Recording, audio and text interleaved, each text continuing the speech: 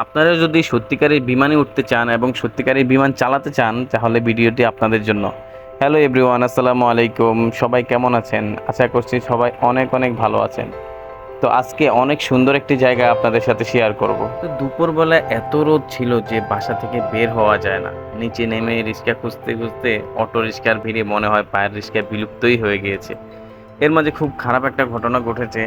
আমরা যে রিক্সাটা নিয়েছি উনি 30 মিনিট আমাকে ঘুরিয়ে তারপরে বলতেছে যে মামা আমি তো রাস্তাঘাট চিনি না। তখন বলেন তো কেমন লাগে। তো ঘুরতে ঘুরতে চলে আসলাম মেট্রো স্টেশনে মতিঝিলে। তো আমি আজকে প্রথমবার মেট্রো রেলে উঠবো, গিয়ে দেখি এত পরিমাণ ভিড় টিকেটের। তো আবার ভাবতেছি মনে মনে যে আমি তো প্রথমবার মেট্রো রেলে উঠবো, আমি কি টিকিট কাটতে পারবো কিনা।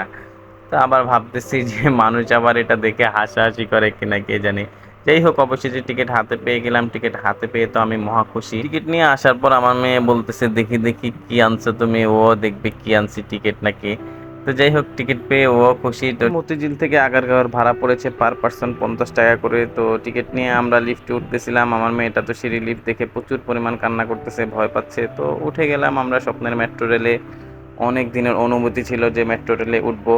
তো আমার মেয়েটা আবার কার্ড নিয়ে খেলা করতেছিল। খেলা করতে করতে এত সুন্দর দৃশ্য মেট্রো রেল থেকে দেখা যায়, ঢাকা শহরের এত সুন্দর দৃশ্য আর কোথাও থেকে দেখা যায় না। তো সুন্দর সুন্দর দৃশ্য দেখতে দেখতে আমরা চলে আসলাম আগারগাঁওতে। তো সিঁড়ি লিফটে নামতেছি।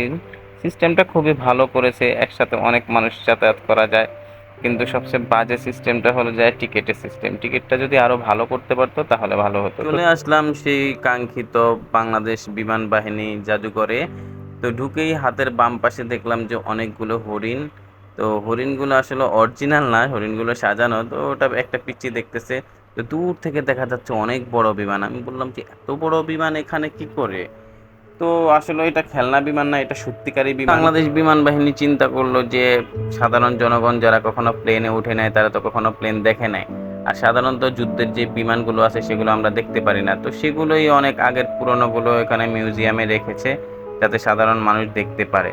তো দেখতে দেখতে আজব এক কাহিনী দেখলাম যে এই যে যে এটা ঘুরতেছে এটাতে যে জীবনে একবার উঠছে সে আর মনে হয় না দ্বিতীয়বার উঠবে। তো কারোর সাথে যদি শত্রুতামি থাকে তাকে উঠিয়ে ছেড়ে দিবেন, দেখবেন যে সব ভাল লাগতেছে। এদিকে আমার মেয়েটাকে নিয়ে আমি খেলা করতেছিলাম। খেলা করতে করতে এদিকে অনেকগুলো বিমান ছিল, সবগুলোর সাথে ছবি তুললাম। অনেকগুলো বিমান দেখলাম। এক প্রকারের শিশু পার্ক বলতে পারেন, শিশুদের জন্য খুবই সুন্দর ফ্যাসিলিটিস ছিল। তো আপনারা চাইলে পরিবার নিয়ে ঘুরে আসতে পারেন, খুবই সুন্দর একটি পার্ক। তো আজকে এই পর্যন্তই। ভিডিওটি কেমন লাগছে অবশ্যই জানাবেন, আর লাইক কমেন্ট শেয়ার করে অবশ্যই পাশে থাকবেন। ধন্যবাদ। আসসালামু আলাইকুম রহমতুল্লাহি ওয়া বারাকাতুহু।